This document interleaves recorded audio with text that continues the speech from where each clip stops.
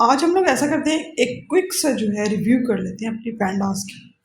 तो सबसे पहले इंपोर्ट कराना है, नमपाई को भी करा लेते हैं एज एनपी को, क्योंकि कुछ हम काम नमपाई के ऊपर भी करेंगे।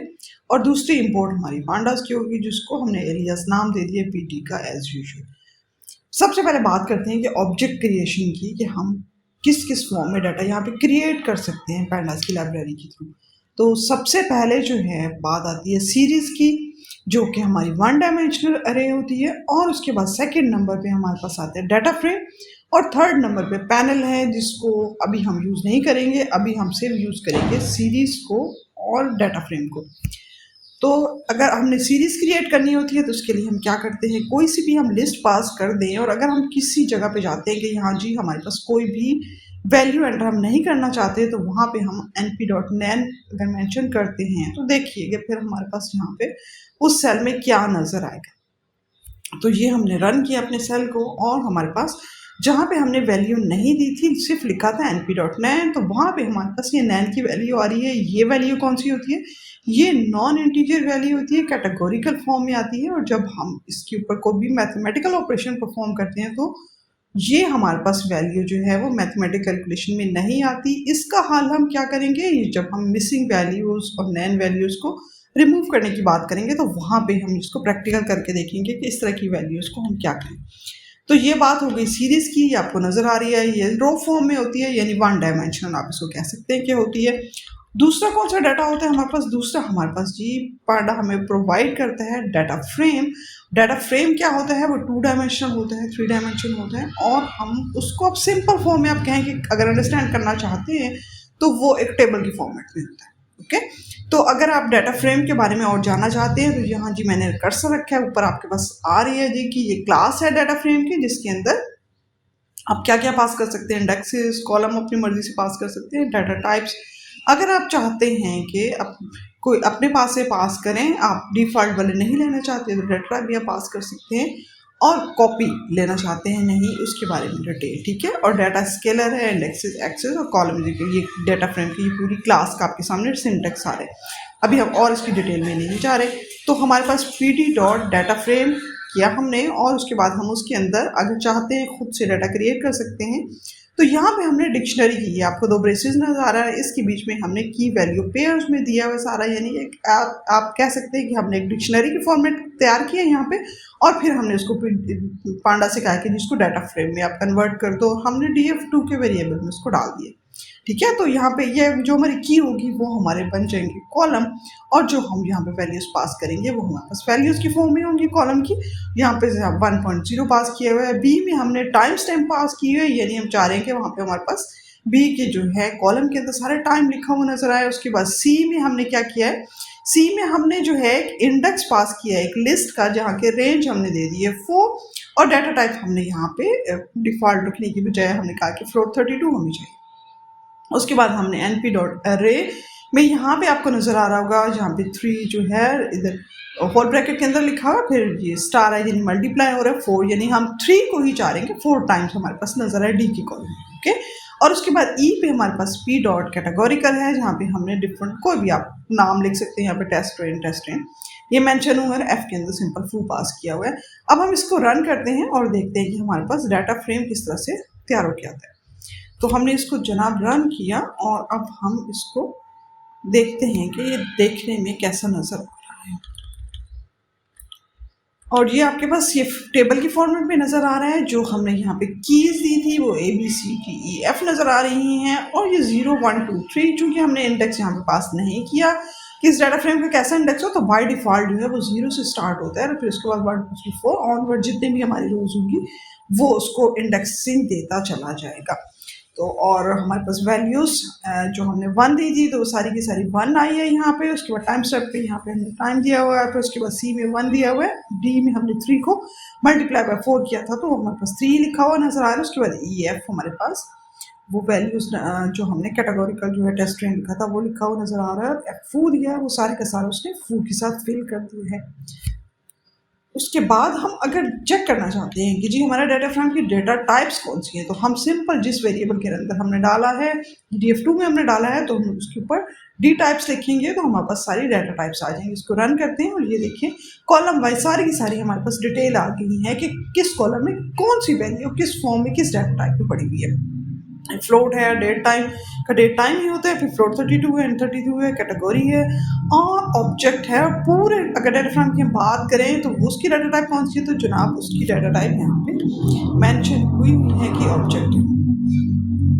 उसके बाद अगर हम चाहते हैं किसी डाटा को उसके हेड यानी स्टार्टिंग की कुछ रोज को सिर्फ देखना चाहते हैं, अगर हम यहाँ पे कोई पास नहीं करेंगे, कुछ भी पास नहीं करेंगे, हमने 2 पास किया कुछ ना पास करें तो बाय डिफॉल्ट सेट हुआ होता है 5 पे, तो हमें 5 वाली पहली रोज नजर आ जाएंगी। इसी तरह से लास्ट वाली रोज में देखना चाहते हैं तो वहां पे अगर हम कुछ नहीं पास करेंगे तो लास्ट की 5 रोज हमें नजर आ जाएंगी। और अगर हम कुछ अपने पास से मेंशन करना चाहते हैं, हमें उससे ज्यादा चाहिए 5 से या कम चाहिए, तो अगर हम उसके अंदर आर्गुमेंट पास करेंगे तो हमें उतनी वैल्यूज नजर आएंगी। जब हमारे पास बड़े बड़े डाटा सेट्स होते हैं तो हमें हेड टेल की देखने की जरूरत पड़ती है। इस छोटे से डाटा फ्रेम में शायद आपको ये इतना यूजफुल नजर नहीं आ रहा हो, लेकिन इनफैक्ट ये यूजफुल होता है हमारे लिए। उसके बाद अगर हम ये जाना चाहते हैं किसी भी डाटा फ्रेम के बारे में कि इसकी जो है इनर में इंडेक्सिंग बेसिकली हुई किस पे है। सम टाइम ये होता है कि हम खुद से इंडेक्सिंग देते हैं, कई दफ़ा हम डिफॉल्ट लेते हैं। आप किसी कंफ्यूजन के शिकार हैं, इंडेक्स को देखना चाहते हैं तो अपने जिस वेरिएबल का में डाला हुआ है डाटा उससे डॉट इंडेक्स करें तो आपके पास आ जाएगा कि जी एक इंडेक्स कौन सा है, तो ये 0 1 2 3 जो कि हमने खुद पास नहीं किए थे, डाटा फ्रेम में ऑटोमेटिकली हमारे लिए डाले थे, वो वाला इंडेक्सिंग हमें नजर आ रही है। अगर किसी रीजन की वजह से हम कुछ इस तरह के ऑपरेशन परफॉर्म करना चाह रहे हैं जो पैंडास में अवेलेबल नहीं है, नमपाई में कोई अवेलेबल डाटाज हैं, तो हम अपने डाटा को चाहें तो नमपाई में कन्वर्ट कर सकते हैं। उसके लिए हमारे पास फंक्शन मौजूद है to_numpy, और चूंकि ये फंक्शन है तो यहाँ पे हमारे आ जाएंगे ब्रेसेस पैरेंथेसिस का पेयर। तो हम जो है इस तरीके से चाहें तो उसको नमपाई में कन्वर्ट करना चाहते हैं तो कर सकते हैं। और एक और पढ़ना हमारे लिए बहुत अच्छी फैसिलिटी हमें देता है कि हमारा जितना भी डाटा सेट होता है इट डजेंट मैटर कि कितना बड़ा है या कितना कॉम्प्लेक्स है, और अगर हम उसकी स्टैटिस्टिक्स समरी चाहते हैं, स्टैटिस्टिक समरी में यानी हमें मैक्स वैल्यू, मिन वैल्यू, मीन वैल्यू चाहते हैं और स्टैंडर्ड डेविएशन चाहते हैं, उसके अकाउंट चाहते हैं, ये सारी चीज़ें हमारे एक छोटा सा फंक्शन हम अप्लाई करते हैं अपने डाटा के ऊपर और वो पूरी की पूरी हमारे पास स्टैटिस्टिक जो है हमारे सामने आ जाती हैं। तो df2.describe हमने किया तो हमारे सामने काउंट, मीन, स्टैंडर्ड डेविएशन, मिन और क्वार्टाइल और 50%, ये सारी चीज़ें हमारे पास यहाँ पे आ गई हैं। अब उसके बाद नेक्स्ट हमारे पास पांडा में हमारे पास कौन सी फैसिलिटी है जी, हम सॉर्ट कर सकते हैं। और सॉर्ट ऐसा नहीं कि हम उसमें ये नहीं मेंशन कर सकते कि हम किस बेस पे, किस कॉलम पे, किस रो पे, किस रीजन पे सॉर्ट करना चाह रहे हैं, असेंडिंग में करना चाह रहे हैं, डिसेंडिंग में करना चाह रहे हैं। ये सारी की सारी चीज़ें हमारे पास अवेलेबल होती हैं। इनमें से जिस तरीके से हम करना चाहें कर सकते हैं। जैसे हमने यहाँ पे मेंशन किया df2 जिसमें हमारा डाटा है .sort_index कि हम चाहते हैं कि इंडेक्स की बेस पे जो है सॉर्ट करें। ओके, तो उसके बाद हमने दो यहाँ पे आर्गुमेंट पास करने होते हैं। हम एक्सेस अपनी मर्जी से दे सकते हैं, बाय डिफॉल्ट 1 होता है, लेकिन अगर हम चाहते हैं कि इसको जीरो करना चाहें तो 0 भी हो सकता है। असेंडिंग या डिसेंडिंग ये भी हमारे पास, यहाँ पे असेंडिंग हमने फॉल्स किया, अगर हम ट्रू करेंगे तो वो हमारे असेंडिंग में आएगा, अब हमारे पास ये डिसेंडिंग फॉर्म में आएगा। ओके, और एक्सेस का यहाँ पे क्या चक्कर है, एक्सेस का सिंपल सी जो है कि अगर हमारे पास 0 होगा तो हमारे पास जो है वो रो वाइज आएगा, और अगर एक्सेस हमने 1 कर दिया तो ये कॉलम वाइज हमें नजर आएगा। तो हम ऐसा करते हैं कि इंडेक्सिंग की बेस पे इसको यहाँ पे एक दफ़ा सॉर्ट करके देख लेते हैं ताकि आपके सामने आ जाए। जी ये देखिए हमारे इंडेक्सिंग की बेस पे हुआ है, और अगर एक्सेस हमने यहाँ पे 1 दिया हुआ था तो आपके सामने ये डाटा है जो है कॉलम वाइज उसने जो है उसको इसमें सॉर्ट किया, देख ले। ठीक है, हमारे पास ABCDF लिखा हुआ था, जबकि अब इस फॉर्म में क्या नजर आ रहा है FEDCE, क्योंकि हमने असेंडिंग पास किया हुआ। अगर हम इसको 0 कर देते हैं तो तब क्या होता है, अब गौर कीजिएगा कि अब ये जो है सॉर्टिंग हमारी किस बेस पे हो रही होगी। क्या आपने देख लिया ABCDEF यहाँ पे वो एज इट इज लिखे हुए हैं, जबकि यहाँ पे इंडेक्सिंग हमारी पहले 0 1 2 3 थी, अब 3 2 1 0 हो चुकी है। तो ये एक्सिस आपका 0 और 1 चेंज करने से आपका रो वाइज और कॉलम वाइज का डिफरेंस है। ओके, आई होप सो कि आपको ये बात क्लियर होगी।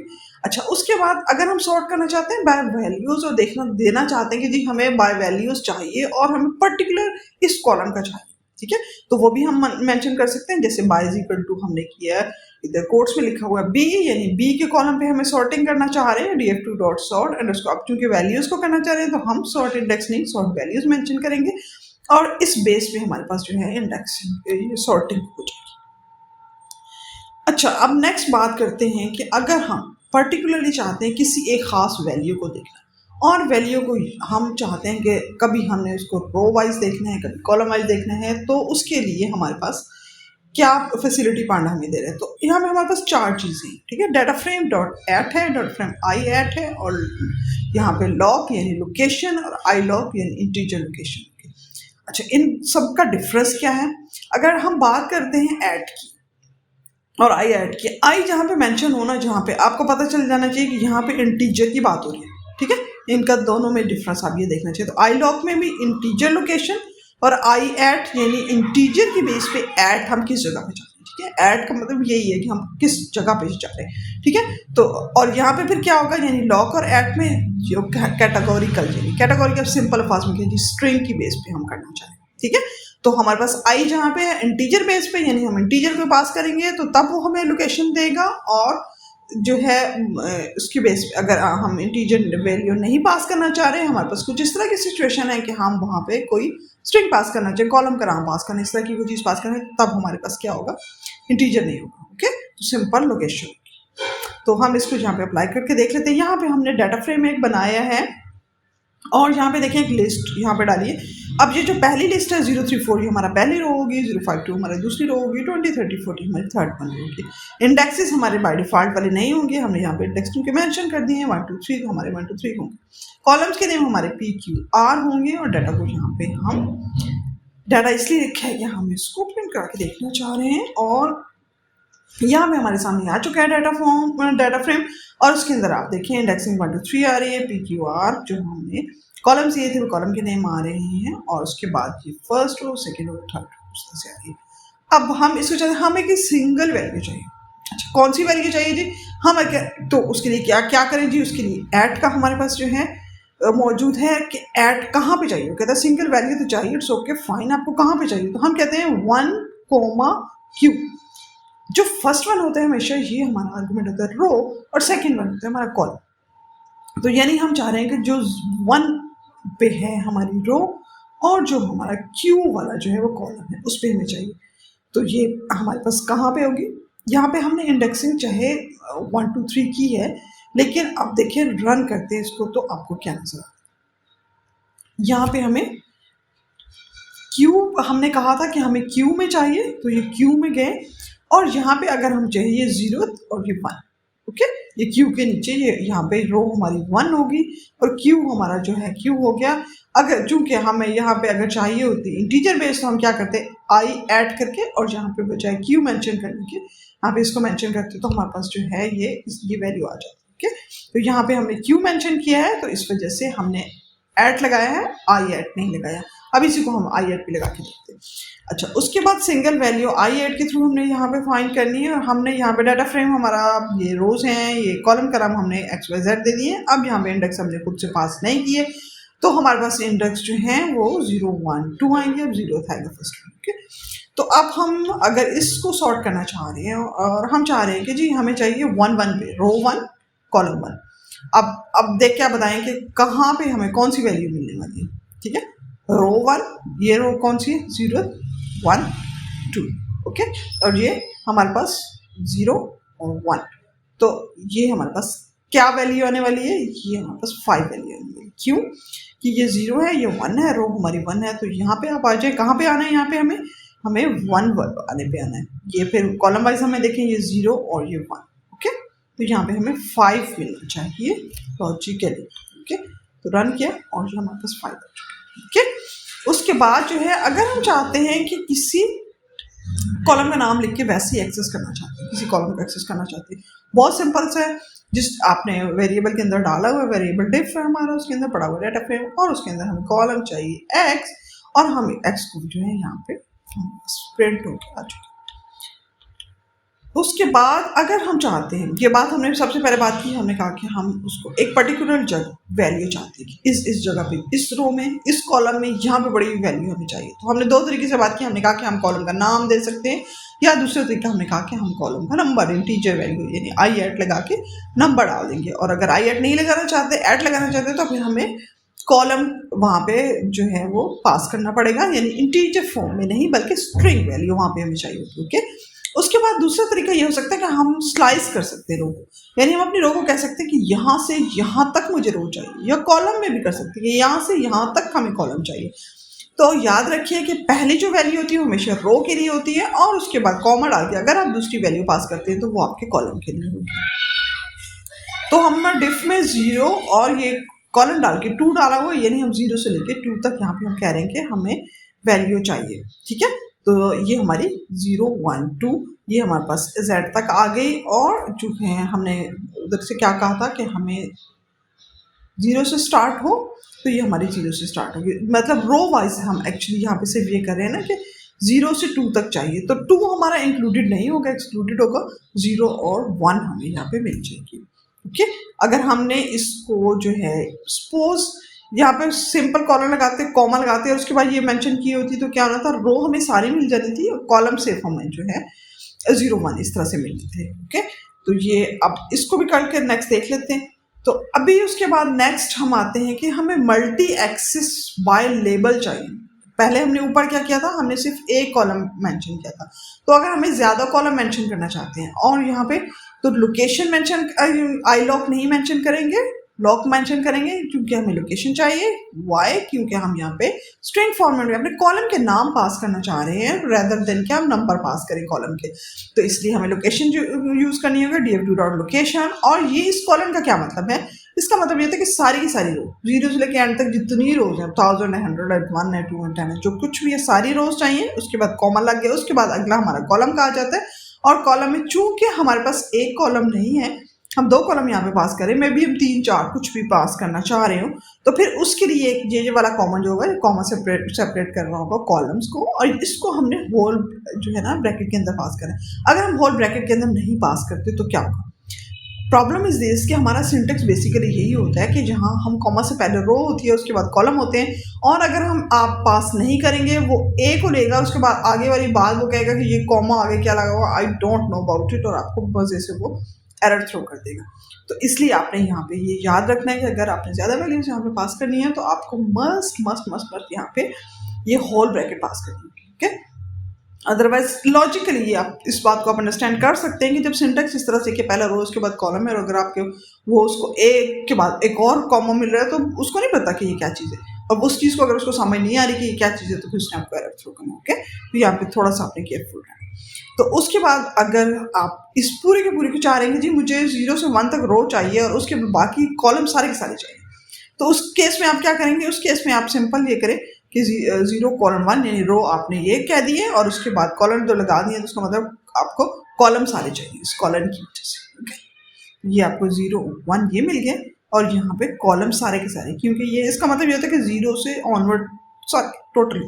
ओके, अच्छा उसके बाद अगर बाय पोजीशन आप सेलेक्ट करते हैं यहाँ पे, तो उस फॉर्म में क्या होगा, यानी पहले तो हमने एक पोजीशन की थी ना, तो अगर हमारे पास हम चाह रहे हैं कि ज़्यादा के बारे में बात करेंगे, ज़्यादा पर्टिकुलर हम हो रहे हैं, तो तब क्या होगा, तो तब भी हमें उसी तरह से करना है। अब अगर सिर्फ हमने 1 पास करना होता ना यहाँ पे तो कोई प्रॉब्लम ही नहीं थी, हम 1 कॉमा और उसके बाद सेकंड जो भी नंबर पास करते तो उसको पता होता कि ये रो है उसके बाद कॉलम की बात होगी। लेकिन अगर हमने कहा कि 1,3 ओके, और फिर उसके बाद कॉमा और उसके बाद कोई भी और दूसरा नंबर दिए, तो तब हमें यहाँ पे होल ब्रैकेट के अंदर इसको पास करना मस्ट होगा। अभी मैं वीडियो लंबा नहीं करना चाह रही, इसलिए मैं यहाँ पे चेंज करके नहीं देख रही, आप ऐसा कीजिएगा कि गिटहब पे पुश कर दूँगी, आप जो है कोलैब में जाके इसको जो है फंक्शनल फॉर्मेट में ही होता है, तो आप उसको वहाँ पे चेंज करके ज़रूर देखिएगा। ठीक है, ज़्यादा बंदे को क्लैरिटी तभी होती है कि जब बंदा अपने हाथ से बार करके चीज़ों को देखता है। ओके, अभी मैं अगर इसको हर उसको सेल को चलाऊँ ना डिटेल में, बाद वैल्यूज़ चेंज करके, तो वीडियो बहुत ज़्यादा लंबी हो जाएगी, और मैं अभी फ़िलहाल इसको लंबा नहीं करना चाहिए, क्विक सा एक रिव्यू चाहिए। अच्छा उसके बाद हम अगर चाहते हैं कुछ बूलियन इंडेक्सिंग करना चाहते हैं, ट्रू फॉल्स में कुछ वैल्यू चाहते हैं, हम कोई कंपैरिजन ऑपरेटर यूज़ करना चाहते हैं, तो क्या हमें पाना ये अलाउ करता है? जी बिल्कुल हमें अलाउ करता है। अगर हम चाहें तो ये कंपैरिजन भी कर सकते हैं, और ये हमारे लिए बहुत ही ज़्यादा यूज़फुल होता है। इनकेस हम अपने DF2 में हमने कहा है कि DF2 के हम पर्टिकुलर होकर कह रहे हैं कि जी हमारा जो ए का कॉलम उसमें ग्रेटर देन जो 0 है ना वो चाहिए, अगर या हम कह सकते हैं कि लेस देन जो, इसको रन कर लेते हैं। तो हमें जितनी भी ग्रेटर दैन ज़ीरो हैं वैल्यूज़, अब हमारे केस में एक्चुअली ये था कि सारी ज़ीरो से बड़ी थी, 1 से स्टार्ट हो गई थी, ओके, तो ये हमें सारी की सारी दे देगा। अच्छा, आप ये सोचें कि अगर यहाँ पे लेस देन ज़ीरो हम करें, लेस देन वैल्यू की कोई हमारे पास वैल्यू नहीं थी, अगर आपको याद हो 1 में ही हम सारी दी, ठीक है, डाटा फ्रेम में, तब ये क्या करेगा? कुछ भी नहीं करेगा, सिंपल हमारे कॉलम के नाम लिख के दे दिया और उसने जो है वो ज़ीरो से कम वाली वैल्यू उसको नहीं फाइंड हुई, तो उसने यहाँ पे कोई एरर थ्रो नहीं होगा, ओके। अगर आप उसको वैल्यू नहीं भी मिलेगी तो सिंपली दिखा देगा जी आपके कॉलम और क्या है करके, कुछ नहीं मिला मुझे, ओके।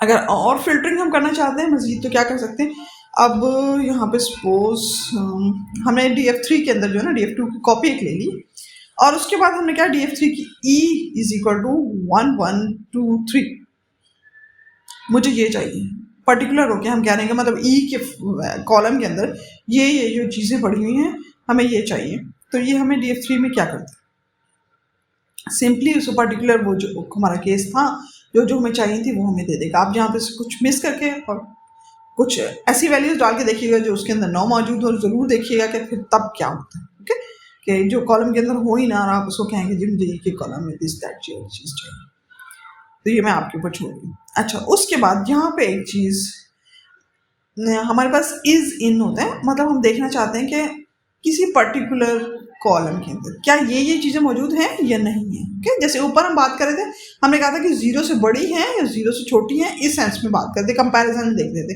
अब हम पर्टिकुलर होकर कह रहे हैं मतलब ये चीज़ें क्या हैं या नहीं, और ये बहुत ही ज़्यादा यूजफुल है। हमने डाटा सेट पे इज़ इन को बहुत ज़्यादा यूज़ करते हैं। सपोज आपके प्रोडक्ट की है और आप कुछ देखना चाह रहे हैं कि ये प्रोडक्ट मौजूद है या नहीं है, ठीक है, तो आपके लिए कितना आसान होता है ये इज़ इन, आप रेदर देन पूरे उसको ढूंढते फिर फिल्टर करते पड़े, इज़ इन आपको बड़े मज़े से बता देगा कि जी इस कॉलम यानी आपका ये शूज़ का कॉलम है तो उसके अंदर ये है या नहीं है, तो वो आपको पता चल जाएगा, ओके। तो DF3 है, उसके बाद हम DF3 के E के कॉलम के अंदर डॉट इज़ इन, क्या ये चीज़ है या नहीं है, क्या चीज़ है या नहीं है, इज़ इन चूंकि मेथड है, फंक्शन है, तो ये इसके आ जाएंगे पैरेंथेसिस, और उसके अंदर आपने अगर एक वैल्यू होती कोई प्रॉब्लम नहीं था, हम यहाँ पे उसको यहाँ पे कोट्स के अंदर लिख देते हैं, लेकिन चूंकि हमारे पास दो वैल्यूज के बारे में पूछ रहे हैं तो यहाँ पे हमें इसको होल ब्रैकेट के अंदर डालना पड़ेगा। मैं दोबारा से रिपीट करूँ, ओके। अच्छा, अब इस सूरत में ये बड़ा इंटरेस्टिंग सा थोड़ा केस बन रहा है मुझे जो नजर आ रहा है कि अब फर्स्ट है 2 और उसके बाद 4 है, मैं ऊपर देख रही हूँ तो यहाँ तो हमारे पास कोई 4 है ही नहीं, ओके। तो आपको क्या लगता है कि सूरत में क्या होगा, हमारे पास जो है ना 2 जो मौजूद है वो उसने दे देगा और जो 4 है ना वो उसके पास नहीं है, तो हमें कोई एरर थ्रो नहीं करेगा, उसके पास नहीं है तो बस उसने नहीं, okay. It's very useful, okay. उसके बाद हम बात करते हैं मिसिंग डाटा की, ये बहुत इंपॉर्टेंट है। मिसिंग डाटा, मिसिंग वैल्यूज को हैंडल करना इजी बहुत है, लेकिन बहुत सारे लोग इसके ऊपर बहुत ज़्यादा कंफ्यूज होते हैं। तो उसके अंदर टोटली अगर हम देखें ना तो हमारे पास टोटली 6 किस्म के फंक्शन मौजूद हैं जो जिनसे हमारा पूरा मिसिंग डाटा जो है ना वो पूरे का पूरा जो है हैंडल हो सकता है बहुत ईजीली। और फर्स्ट वन अगर आप देखें इज नल और नॉट नल, ये एक ही बात को ना वो कहते हैं ना मतलब इधर से पकड़े हैं कान को उधर से पकड़े हैं, किस तरह से पकड़ रहे हैं, सिंपल इतनी सी बात है। इज नल में हम उससे पूछ रहे हैं कि क्या नल है यहाँ पे, तो वो क्या करेगा, जहाँ जहाँ पे उसके पास नल होगा वो ट्रू दे देगा, जहाँ जहाँ पे नहीं होगा उसके फाल्स दे देगा। अच्छा, दूसरे हम कहते हैं कि हमें वो वाली वैल्यू दो जो नॉट नल है, यानी हम कह रहे हैं कि जो नॉट नल है यानी ट्रू वैल्यूज हमें दे दो, ठीक है। तो तब क्या होगा, इसके वाइस वर्सा, ऊपर वाले के वाइस वर्सा हो जाएगा कि नॉट नल जो ट्रू क्या होगा, ठीक है, जहाँ पे वैल्यू मौजूद होगी वो नॉट नल होगा, ठीक है, वो ट्रू हो जाएगा, वो दूसरा फॉल्स हो जाएगा। बहुत ही सिंपल सी बात है, लेकिन ये जो आप ये सोच रहे हैं कि जब इतना ही इजी है तो ये 2 फंक्शंस बनाने की क्या ज़रूरत पड़ी थी, तो ये जब हम डाटा सेट पे काम करेंगे ना फिर मैं उस वक्त ये दोनों चीज़ें आपको अप्लाई करके दूंगी कि पर्टिकुलर एक सिनेरियो के अंदर ये दोनों चीज़ें हमारे लिए कितनी हेल्पफुल होती हैं, ठीक है, और ये दोनों ही रिक्वायर्ड है हमारी। हालांकि बज़ाहिर एक सी बात नजर आती है कि इस नल जो है क्या है, इस नल को वो ट्रू करेगा या फॉल्स करेगा, ठीक है, अगर नल मौजूद होगा तो ट्रू कर देगा, नहीं मौजूद होगा तो फॉल्स कर देगा। नॉट नल में भी उसने यही करना है कि जहाँ पे उसको नल नहीं है यानी जो चीज़ कुछ मौजूद है तो वो उसका ट्रू हो जाएगा, जहाँ पे नल है वो उसको फॉल्स हो जाएगा। लेकिन अब ये दोनों ही हमारे लिए ज़रूरी है, ओके।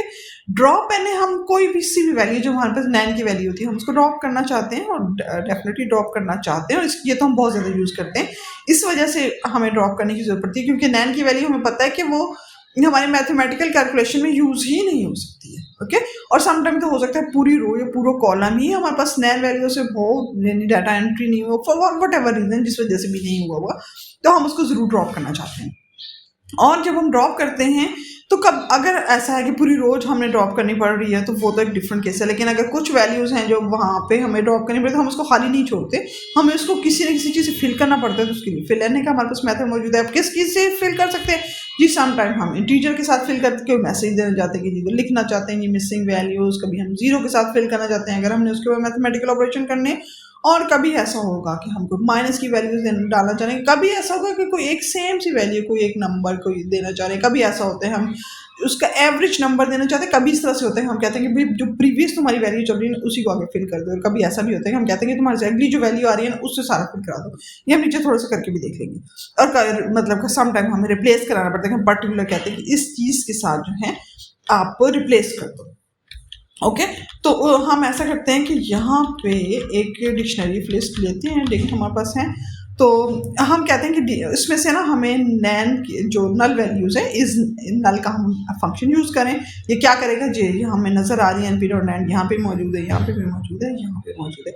तो हम कहते हैं कि ज़रा हमें कैलकुलेट करके बता के दो ना कि हमारे पास कहाँ कहाँ पे नल वैल्यूज, और इज नल यूज करिए तो ट्रू फॉल्स है। ओके, जहाँ जहाँ पे नल होगा वहाँ वहाँ पे इसको ट्रू कर देगा। ये यहाँ पे आप देखें, ठीक है, नल मौजूद है और ये और ये, ठीक है। तो जहाँ जहाँ पे हमारे पास वैल्यूज होंगे पर्टिकुलर ट्रू फॉल्स वो वहाँ पे हम मेंशन कर देगा। और नॉट नल के केस में भी सेम ऐसा ही होने वाला है।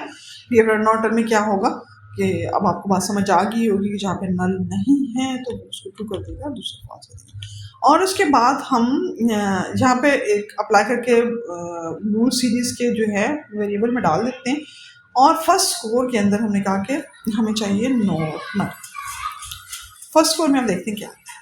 ये फर्स्ट स्कोर के अंदर हमें 100 मिल रहा है, 90 मिल रहा है, एनपी डॉट नैन मिल रहा है और 95 मिल रहा है, ठीक है, फर्स्ट स्कोर के अंदर। और हम देखते हैं कि हमारे पास यहाँ पे क्या है कि ये ट्रू ट्रू फॉल्स और ट्रू, ये हमारे पास वैल्यूज आ रही है फर्स्ट स्कोर के अंदर, ठीक है। यहाँ पे ये देखो ना फॉल्स फॉल्स थी, यहाँ पे जब हमने एवरेज कहा कि नॉट नल तो वो ट्रू ट्रू आ रही है, ओके, तो ये फॉल्स आ गई और ये ट्रू हो गया। आई होप सो कि आपको समझ आ गया होगा सिनेरियो, इट्स क्वाइट इजी, कोई इतना वो नहीं है, कंफ्यूजन वाली बात नहीं है इसमें तो। अच्छा, अब हम किसी सिंगल वैल्यू के साथ फिल कराना चाहते हैं तो फिल करने का हमारे पास मौजूद है। हम 0 लिखे, आप 2 लिखें, 10 लिखें, 5 लिखें, जो कुछ भी मेंशन करेंगे इसके अंदर आर्गुमेंट के तौर पर वो जो है उसके साथ फिल कर देंगे उसको, वो हम इसको फिल करा देते हैं। हमने कहा कि जी जहाँ जहाँ हमारी नन वैल्यूज मौजूद हैं वहाँ पे आप ऐसे करें 0 लगा दें। और चूँकि हमने यहाँ पर फ्लोट में डाटा को लिया हुआ था तो 0.0 उसने यहाँ पे मेंशन कर दिया। अगर हम कहा चाहते हैं जी प्रीवियस वन के साथ तो method is equal to pad हम यूज़ करेंगे और फिर लेने के अब हमने ये मेथड दे दिया और इस मेथड की वजह से वो उसकी प्रीवियस जो भी वैल्यू चल रही होगी वो उसके से उसको फिल कर देगा, जैसे नैन चल रही थी और अच्छा, उसके बाद नेक्स्ट वन जो है अगर चाहते हैं तो हमारे पास मेथड है बी फिल का, और बी फिल के थ्रू उसको पूरे के पूरे को जो है उस नैन से अगली जो भी वैल्यू आ रही होगी, जैसे अब जो ऊपर आपको नजर आएगा नैन था उससे अगली वैल्यू 40 आ रही थी तो नैन को किससे करेगा, रिप्लेस कर दिया उसने 40 के साथ। ओके, तो ये सारी 40 के साथ फिल होगी, सेम पर्टिकुलर कुछ और भी देख ले तो ये चीज़ आपको ये आपके सामने क्लियर होगी, ठीक है। ये ऊपर अगर आप देखें तो यहाँ पे आई होप सो अगर आपको ये चीज़ क्लियर होगी है ना, ठीक है। और इससे नेक्स्ट वैल्यू ये 40 है, ये इसने क्या किया यहाँ पे इसको नैन की जगह 40 ओके। अच्छा, अगर आप रिप्लेस कराना चाहते हैं तो तब क्या करेंगे। रिप्लेस के केस में हमने कहा कि वैल्यू वहाँ पे आप ना कोई वैल्यू देंगे, हम कहेंगे रिप्लेस का हमारे पास मेथड है, पैरेंथेसिस में हम मेथड डाला, हमने कहा to replace is equal to NP dot nan. किसको रिप्लेस करना है, क्योंकि हमें नैन के अलावा भी समटाइम चीज़ों को रिप्लेस करना पड़ जाएगा तो ये हमारा फंक्शन रिप्लेस का फंक्शन वहाँ पे भी काम आता है। तो हमने कहा कि वैल्यू है -99 और क्या करेगा कि वहाँ पे सारे -99 मेंशन कर देगा। और अगर आप ड्रॉप करना चाहते हैं तो ड्रॉप एन का फंक्शन ड्रॉप एन करेंगे तो क्या करेगा, वो सारी वैल्यूज को जो है वो कर देगा। और अगर हम इसके अलावा यहाँ पे थोड़ा सा हमारे पास होल्ड भी है कि आप आल को करना चाहते हैं या कुछ को बीच में रखना चाहते हैं, या रो में सारी जहाँ पे नल हो तो उसको रिमूव ड्रॉप करो, या जहाँ पे सिर्फ एक हो उसको ड्रॉप करो। तो उसके लिए क्या होता है, अगर आपने सारी की सारी को करना चाहते हैं ओके, अगर आपने कुछ भी नहीं मेंशन किया तो वो सारी वैल्यूज को ड्रॉप कर देगा। और अगर आप चाहते हैं रोज जहाँ पे ये तो मतलब पूरे डाटा सेट पे अप्लाई हो जाएगा ना, अगर आप चाहते हैं कि रोज़ जहाँ पे सारी की सारी वैल्यूज़ हमारे पास नल है वो उसको वहाँ पे वो ड्रॉप करे, बाकी को नहीं छेड़े, तो हमने how is equal to all कर दिया। तो अब अगला क्वेश्चन है कि अच्छा तो फिर कॉलम के केस में क्या होगा। तो जनाब हमारे पास दूसरा तरीका होता है ना जी, एक्सेस के थ्रू भी तो हम उसको हैंडल कर सकते हैं। ओके, तो यहाँ पे फिर हमारा ये एक्सेस काम आएगी। ठीक, तो एक्सेस पे हम बात कर चुके हैं 0 रोज के लिए, तो 1 कॉलम के लिए हो गया।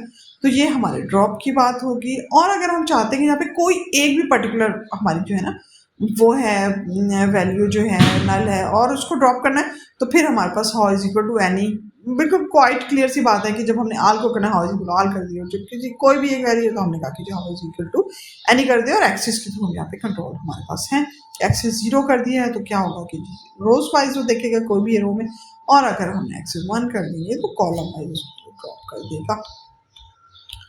अच्छा, उसके बाद अगर हम चाहें कि नल वैल्यूज को सम करना चाह रहे हैं तो हम हमारे पास हम क्या करेंगे, इज नल तो हम करना है जब उसके ऊपर जो भी हमारा डाटा है उसके ऊपर इज नल करेंगे। उसके बाद अगर उसको हम सम कर दें तो वो क्या करेगा कि वो हमारे पास टोटल बता देगा कि जी नल वैल्यूज इसमें इतनी इसमें टोटल सम करके हमारे सामने डाल देगा। ओके, अच्छा उसके बाद अगर हम चाहते हैं कि जी हाईलाइट करें तो उसके लिए भी हमारे पास है कि हम हाईलाइट भी करा सकते हैं अपनी वैल्यूज़ को। ये देखिए, ठीक है, जहाँ पे 9 वैल्यूज़ है मैंने यहाँ पे हाईलाइट रेड किया हुआ है।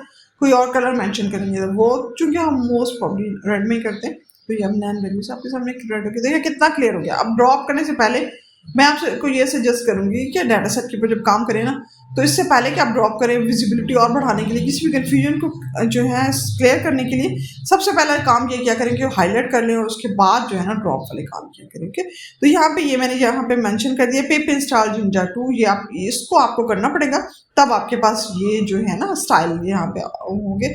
अदरवाइज हम जो है मार्कडाउन में तो स्टाइल यूज़ कर लेते हैं, वहाँ पे तो आराम से अप्लाई हो जाते हैं, लेकिन कोड में हमें फिर यहाँ पे लाइब्रेरी चाहिए। ठीक है, तो यहाँ पे इंस्टॉल कर लीजिएगा।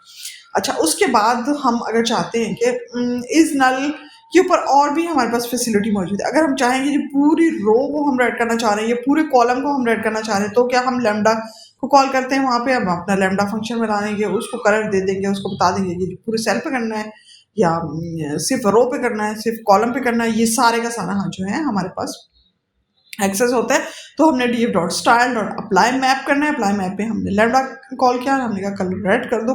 कब रेड करोगे, लैम्डा हमने इसलिए यूज़ किया कि हम यहाँ पे कंडीशन चाह रहे हैं, तो हम कहते हैं कि pd डॉट इज नल और उसके अंदर सेल पास करते हैं। ठीक है, एल्स जो है ना छोड़ो, और ये जो है अगर ये कंडीशन तुम्हारी ट्रू होती है तो तब जो है ना उसको आप कलर कॉलम रेड कर दिए। ओके, यहाँ पे हमारे बैकग्राउंड नहीं रेड करें बल्कि कलर कॉलम रेड। अगर आप HTML CSS आपको पता है तो फिर आपको डेफिनेटली फर्क पता होगा। अगर बैकग्राउंड आपने क्लियर करना होगा किसी पर्टिकुलर कलर में होगा तो आप वहाँ पे बैकग्राउंड कॉलम और वो कलर डाल देंगे। और अगर आप चाहते हैं कि लिखा हुआ मतलब जैसे नैन ये राइटिंग इसमें रेड में नजर आए तो उसके लिए आप कलर कॉलम रेड कर देंगे। ओके, तो इस केस में हमारे पास ये नज़र आ जाएगा। और इसी तरह से अगर हम एक्सिस वाइज जो है रो डॉट शेप 0 1 की बेस पे करना चाहते हैं, लैम्डा हमारा वही हम रिपीट एनपी डॉट रिपीट यहाँ पे मेंशन करेंगे और रिपीट ताकि वो पूरे पूरे के पूरे हमारे इसको रिपीट करे। और यहाँ पे हमारे पास जो है ये पूरे का रेड जो है कर देखिए एक्सेस हमने 1 दिया हुआ है। अगर हम 0 आप चेंज करके उसको देखिएगा तो क्या होता है, रो वाइज होता है कॉलम।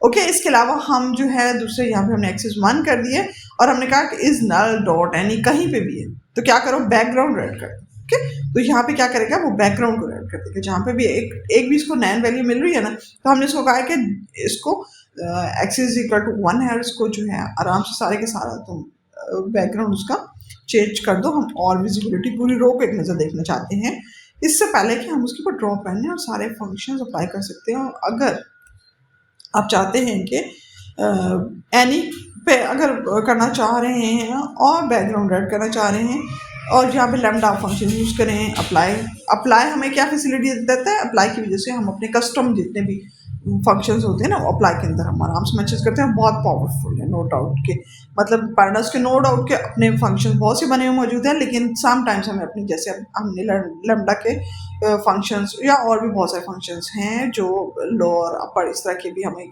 सम टाइम यूज़ करने पड़ते हैं। तो उसके लिए अप्लाई का मेथड हमारे लिए बहुत यूजफुल है कि हम अपने कस्टम फंक्शन यहाँ पे हैंडल कर सकते हैं। यहाँ पे हम अप्लाई जो है हम np डॉट सम करके देखते हैं और ये हमारे पास क्या करते हैं, ये हमारे पास इसने सम करके दे दिया। ओके, अच्छा उसके बाद जो है हम एक चीज़ जो जिस पे मैं बात करना चाहूँगी, एक तो ये पीसेस में मैं जो है यहाँ पे मैंने लिखा हुआ DF कॉलन 3, यानी अगर हम अपने पूरे डाटा को कुछ पार्टीशंस करना चाह रहे हैं, स्प्लिट करना चाह रहे हैं, आप इसको सिंपल वर्ड में कह रहे हैं, तो वो भी हमारे पास फैसिलिटी मौजूद होती है। हमने DF का कॉलन 3, तो शुरू में कुछ नहीं मेंशन होता, जब तो 0 होता है तो 0 से 3 यानी 2 तक ये कर देगा। फिर हमने कहा कि दूसरा हमारा ये बना दो, 3 से 7 बना दो, तीसरा ये बना दो। अब यहाँ पे चूंकि आपके सामने डाटा इस तरह का नहीं है कि जिसको आप अंडरस्टैंड कर रहे हो, तो इतना थोड़ा एम्बिगिटी लगेगी आपको, एम्बिगियस होगा आपके लिए।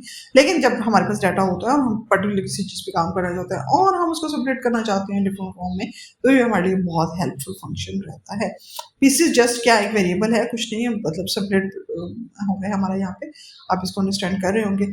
इसके अलावा जो है डेटाबेस के बहुत सारी चीज़ें हैं, जैसे ज्वाइन, मर्ज, और मर्ज में फिर या ज्वाइन में हम लेफ्ट राइट, ये चीज़ें जिस तरह से हम डाटाबेस के ऊपर काम करते हैं, ये फंक्शन भी हमारे पास SQL वाले सारे फंक्शन जहाँ पे मौजूद हैं, जहाँ पे जैसे ये हमने वो की बेस पे हम उसको हैंडल कर रहे होते हैं। ये चीज़ें यहाँ पे मैंने for the sake of completeness यहाँ पे मेंशन की है, लेकिन मैं साथ आपको एक एडवाइस भी देना चाहूँगी। आप कोशिश करें कि डाटाबेस पांडा के जो अपने फंक्शन है ना, उसके ऊपर जितनी ऑपरेशन कर सकते हैं उतने करें। ये वाले जो है ना हमारे लेफ्ट ज्वाइन, राइट ज्वाइन, ये वाले सम टाइम्स हमारे लिए कम्प्लेक्सिटी क्रिएट हो जाती है। एटलीस्ट मेरा मतलब एक्सपीरियंस इस पर ये है कि कम्प्लेक्स हो जाते और थोड़ा कन्फ्यूजन हो जाती है, एटलीस्ट मुझे हो जाती है। अगर आप इसके ऊपर कंफर्टेबल है ज्वाइन करने में, उस पर मर्ज करने पे, तो करें कि उसको आप कर सकते हैं। और बस आप यहाँ पे सिर्फ ये रखें मर्ज करना है, तो आपने किसी न किसी की पे मेंशन करना होगा कि ये की किस की पे होगा। ओके, इसके अलावा ग्रुपिंग हम कर सकते हैं। ग्रुपिंग में हमने क्या करना होता है कि हमने स्प्लिट किया डाटा को, कुछ जो है किसी भी क्राइटेरिया के बेस पे किया, और उसके बाद जो है इंडिपेंडेंटली हम हर ग्रुप के ऊपर कुछ काम करना चाह रहे हैं। ओके, और मे भी दोबारा हम कुछ इस तरह से सेपरेट करना चाह रहे हैं तो फिर किसी और को किसी दूसरी चीज़ के साथ मिलाएं। ये काम एक्चुअली हम डाटाबेस में ही करते होते थे, जहाँ पे हम फॉरेन की के थ्रू मतलब कॉलम्स को, एक टेबल के कॉलम जो है कॉलम दूसरी की तरफ, जैसे सपोज हमारे पास एक बुक्स का डाटाबेस है, दूसरी साइड पे हमारे पास ऑथर पड़ा हुआ है कुछ, तो हम चाह रहे हैं कि जी उनको फॉरेन की के थ्रू जो है यहाँ पे ज्वाइन कराएं, तो कुछ इस तरह की चीज़ें यहाँ पे सेपरेट और फिर डाटा को आपस में कंबाइन करने की बात हो रही है, तो उसके लिए हम यहाँ पे ग्रुपिंग कर लेते हैं, एक उसको दूसरे के साथ ग्रुप कर सकते हैं। तो यहाँ पे जो है ये डाटा फ्रेम के अंदर ये कुछ ग्रुपिंग जो है की हुई है, आप इसको मज़ीद एक्सप्लोर कर लीजिएगा। और उसके और भी साथ फंक्शन, फिर सम डॉट सम करके पूरे डाटाबेस की अगर आपने ऊपर करना होता है ना, तो फिर आपको सम डॉट सम करके करना पड़ेगा, क्योंकि पहला सम आपके वो पर्टिकुलर उस केस में आ रहा है जो कॉलम्स जिसकी बात करें, फिर अगला सम जो है फिर आपका पूरे के पूरे डाटाबेस के ऊपर अप्लाई हो रहा है। ठीक है, तो ग्रुप बाय में आप जैसे यहाँ पे हमने कहा कि ग्रुप बाय ए और उसके बाद सी और डी और उसका सम निकालना चाह रहे हैं, तो ये यहाँ पे हमारे पास ये इसने क्या किया कि जो कुछ हमने कहा था, हमने कहा कि जी हमारा ग्रुप बाय करना है ए, तो ग्रुप बाय में ए में इसके बाद जो कुछ मौजूद होगा, जैसे आप यहाँ पे देख सकते हैं ना कि फू बार फू बार फू बार ये चीज़ें मेंशन हुई है, तो उसने इसी को पकड़ा और किस में उसने किस तरह से किया है, हमने कहा कि जी सी और डी, और करना क्या है, इनका सम निकाल के देते, तो उसने हमें यहाँ पे सम निकाल के। ओके, ये काम इसने किया हमने ग्रुप किया। और इसके बाद अगर आप जो है यहाँ पे हमने ग्रुप बाय किया था एक ही कॉलम के साथ। ओके, तो यहाँ पे देखिए हमने एक कॉलम के साथ किया, तो नोटिस कीजिए यहाँ पे हमें होल ब्रैकेट की जरूरत नहीं पड़ी है। अगर हमें मल्टीपल कॉलम यहाँ बेस पे ग्रुप बाय कराना चाह रहे हैं, तो फिर हमें यहाँ पे होल ब्रैकेट के अंदर देना होगा, कॉमा सेपरेट करना होगा, उसके बाद में ग्रुप सम जो है उसके ऊपर करेंगे, तो वो हमें सम करके देगा ए बी दोनों, उसने ये हमें सम करके दे दिया। अच्छा, अब ये जो चीज़ है ना, रीशेपिंग, स्टैक और pivot, stack, unstack, to be frankly speaking ये बहुत इस तरह से बहुत तेज़ी से समझ में आने वाली चीज़ तो नहीं है जिस तरह से अभी मैं इसको आपको कर रही हूँ। तो आपको अगर इसमें कन्फ्यूजन है ना, ये पिवट क्या होता है, पिवट हम क्यों करते हैं, स्टैक क्यों करते हैं, अनस्टैक क्यों करते हैं, उससे शेप में क्या हमारी चेंज आ रही होती है, इसके ऊपर टू बी फ्रैंकली स्पीकिंग थोड़ा सा एक डाटा सेट लेके और उसके ऊपर प्रॉपर पिवटिंग करके और अनपिवट करके, स्टैक करके, अनस्टैक करके देखें तो तभी समझ में आती है बात। लेकिन अभी जो है मैं इसको यहाँ पे तेज़ी से जितना हो सकता है मैं आपको समझाने की कोशिश करूँगी, जो कि मुझे पता है कि बहुत ज़्यादा आपको समझ में नहीं आएगी, बस थोड़ा-सा अब मेमोरी में ही रख लें फ़िलहाल। तो इसके ऊपर जो है डिटेल में वीडियो करेंगे इंशाल्लाह, ठीक है? जहाँ पे हम पूरे का पूरा ये डाटा सेट के ऊपर अप्लाई करके देखेंगे और ये बहुत यूज़फुल है। तो हमने यहाँ पे टपल लिया, उसके अंदर एक लिस्ट पास किया और उसको ज़िप करा दिया। ज़िप का आपको पता ही होगा कि ज़िप का फंक्शन क्या करता है। ज़िप का फंक्शन एक हमारी लिस्ट को दूसरी लिस्ट के यानी फर्स्ट वाले जो होगा हमारा बार को इस 1 के साथ मिलाएगा, इस बार को 2 के साथ और इस तरह से वाइस वर्सा जो है वो काम करेगा। दोनों को ज़िप कर, जैसे ज़िप होता है ना राइट साइड लेफ्ट साइड को आपस में जोड़ रहा होता है बंद होगा, बिल्कुल ये वही वाला काम करता है, इसलिए इसका नाम भी ज़िप रखा हुआ है, ठीक है? ये इसका पहला लिस्ट का पहला को दूसरी लिस्ट के पहले के साथ दूसरे को दूसरे के साथ तीसरे पे वाइस वर्सा इसी तरह से लाता रहेगा। फिर हम इसको ऐसे करते हैं, रन करके देखते हैं और हम इसको हमने ले लिया वापस टपल के अंदर और हम इसको देखते हैं कि टपल ने क्या किया है। तो ये देख लें आपके पास आ गया है, दोनों लिस्टों को उसने जोड़ दिए, ज़िप कर दिए और एक बना, ठीक। और उसके बाद मल्टी इंडेक्सिंग भी है, वो भी आप कर सकते हैं। वहाँ पे आप क्या करेंगे, वहाँ पे हमने सिंपल जो है ज़िप किया था और यहाँ पे हमने नेम्स भी फर्स्ट और सेकंड की बेस पे हमने कहा यहाँ पे आपको इससे क्या होगा कि यहाँ पे नेम रख लेगा, इसका आपको नीचे नेम लिखे हुए नजर आएंगे और कोई खास ऐसा यहाँ पे डिफरेंस नहीं होगा, ओके। नेम दे देगा फर्स्ट और सेकंड से, क्योंकि हमने यहाँ पे नेम मेंशन कर दिया। अच्छा, उसके बाद जो है हम चाह रहे हैं कि जी रैंडम नंबर कुछ हम ले रहे हैं और index is equal to index ही और कॉलम हमने कहा ए और बी, इसको ये चीज़ें। अब यहाँ पे क्या चीज़ हो रही है, हम इससे पहले जो है फर्स्ट और सेकंड की बेस पे ही बात कर चुके थे कि हमने इसको दे दिया था। तो अब हमने जो है डीएफ किया, तो ये फर्स्ट और सेकंड हमें बार बार ये नज़र आ रहे हैं और फिर उसके बाद उसने जो है ए और बी के कॉलम को इस तरह से मेंशन कर दिया, ठीक है। यहाँ पे यहाँ से क्या किया इसने, 1 और 2 का किसका लिया है, ये ए बी का, ये जो है सेकंड की जो 1 और 2 लिया, फर्स्ट में से उसने बार लिया है, 1 2 की वैल्यू यहाँ पे मेंशन करनी है, फिर उसके बाद उसने बार्स लिया है और 1 2 की वो उसके सामने वाली वैल्यू ए बी वाली कॉलम वो वाइज वो सिर्फ ए बी को ही ले रहे हैं। क्योंकि हम यहाँ पे इसको ए बी कहा है, हमने ये नहीं कहा था कि पूरा डी एफ हमारा होगा। अगर हम आप ज़्यादा मेंशन करें तो सारे वैल्यूज को ले लेगा। सिंपल फर्स्ट और सेकंड में उसने क्या किया, उसने एक जो सेपरेट था ना, जैसे बार के 1 2 वो दे दिए, फिर बार्स के दे दिए, फिर 2 के दे दिए और फिर इस तरह से वाइस वर्सा उसने इसको एडजस्ट कर दिए हमारे रैंडमली वैल्यूज को। अच्छा, उसके बाद जो है हाँ एक चीज़ और यहाँ पे कि अगर आप स्टैक और अनस्टैक की बात करते हैं तो वो क्या चीज़ है। स्टैक किसी भी चीज़ को क्या कहते हैं कि जैसे होती है ना प्लेटें या कुछ इस तरह की चीज़ें, ग्लास हम एक दूसरे के ऊपर इस तरह से रख देते हैं कि नॉर्मली हमारे पास डाटा इस फॉर्म में नहीं होता। हमने आपने देखा कि रोज कॉलम उसमें हमारा डिस्ट्रीब्यूट हुआ होता है सारा डाटा, लेकिन समटाइम हमें जरूरत पड़ती है अपने डाटा सेट को एक दूसरे के ऊपर रखने की। कोई पर्टिकुलर वैल्यूज को हम चाहते हैं कि ये उठा के इधर से इधर एक दूसरे के ऊपर रख दो और मे बी वो कोई कॉलम हो उसकी वैल्यूज और हम चाहें कि जी हम उसको इंडेक्स बना दें और उसकी बेस पे हम चीज़ों को सेट कर देते हैं। तो वो हम स्टैक अनस्टैक और पिवट और अनपिवट वो चीज़ें करते हैं। अभी मैं इसको आपको इतना ज़्यादा एक्सप्लेन नहीं कर पाऊंगी क्योंकि आपको मे भी समझ भी इतना नहीं आएगी।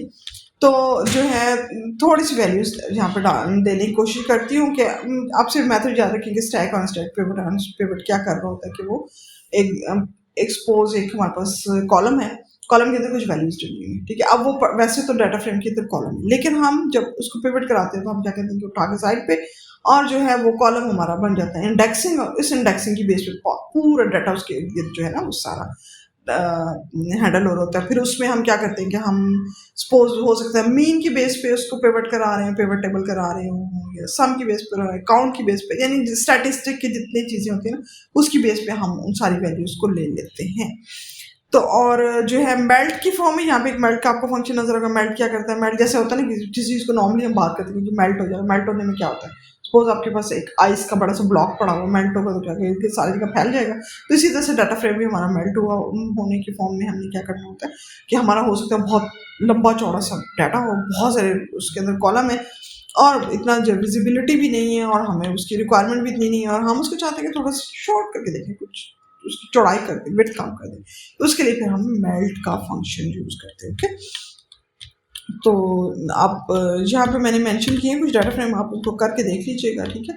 कि और इसमें N P dot mean mean की बेस पे एग्रीगेट फंक्शन ये भी हम पिवट टेबल में यूज़ करते हैं। अब पिवट और पिवट टेबल में भी थोड़ा सा फर्क होता है। पिवट टेबल के अंदर हम ज़्यादा वैल्यूज़ को टैकल करते हैं, पिवट में एक आध वैल्यू को टैकल करते हैं।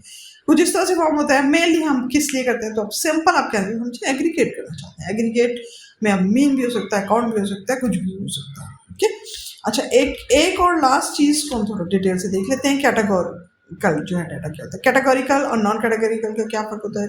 कैटेगोरिकल ये होता है कि जो हमारे स्ट्रिंग फॉर्मेट में होते हैं। नॉन कैटेगोरिकल जो हमारे इंटीजर वो होंगे, फॉर्म होंगे, चाहे फ्लोट होंगे, जो भी हों उस तरह की फॉर्म होंगे, जो मैथमेटिकल जिसके ऊपर आप जितनी भी ऑपरेशन अप्लाई कर सकते हैं। और कैटेगरीज वो होगी जो हमारे पास जिसके ऊपर मैथमेटिकल जो है हम नहीं कर सकते।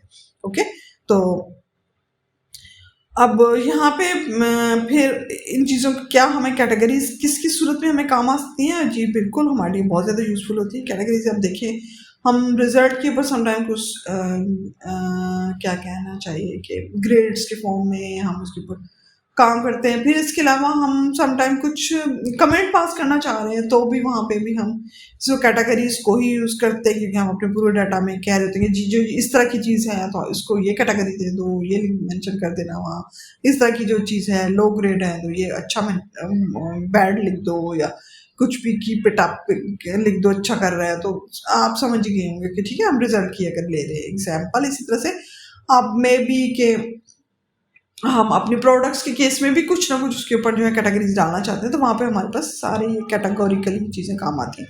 तो यहाँ हमारे पास जो है हमने एक डाटा फ्रेम ली है जिसकी हमने आईडी हमने कहा है कि जी एक लिस्ट पास कर दी है 1 to 6, और रा ग्रेड हमने की दे दी ABPAAE। ठीक है, यहाँ पे अब यहाँ पे हम क्या करेंगे, मतलब इस रिपीट भी हो रहे हैं हमारे पास, तो इस तरह की चीज़ को हम किस तरह से टैकल कर सकते हैं। तो उसके उसके लिए हमारे पास एज टाइप का यहाँ पे मौजूद होता है फंक्शन। तो उसके अंदर हम कैटेगरी को पास करके उसको टैकल करने की कोशिश करते हैं। हमने कहा कि ये रॉ डाटा, जो भी रॉ डाटा तुम्हारे पास मौजूद है उसके ऊपर लगाओ एज टाइप, और उसके अंदर डाल देंगे हम कैटेगरी, और फिर हम जो हमारी जो भी वो कैटेगरी मिलेगी हम उसको किसी भी वेरिएबल के अंदर स्टोर कर लेंगे। जैसे हम कैटेगरीज जहाँ पे जो है पास करना चाह रहे हैं, न्यू कैटेगरीज देना चाह रहे हैं, बजाय हम वो ABB इसको हमने कहा कि वेरी गुड, गुड और वेरी बैड, इस तरह की चीज़ें जो है न्यू कैटेगरी में डाल लो। और फिर हमने क्या किया, हमारे पास कोई सा भी डाटा अगर होगा ना तो ये न्यू कैटेगरी हम उसके अंदर पास करेंगे, तो वो कैटेगरीज को उस फॉर्म से हमारी ये जो न्यू कैटेगरीज हम मैंशन करेंगे वो डेफिनेटली उसको उस तरीके से ले लेगा। ठीक है, तो हम इसकी जो है सॉर्टिंग कर सकते हैं, ऑर्डर रीऑर्डर कर सकते हैं, और ये वाली काम कर सकते हैं। It's not a game, it's a rich thing.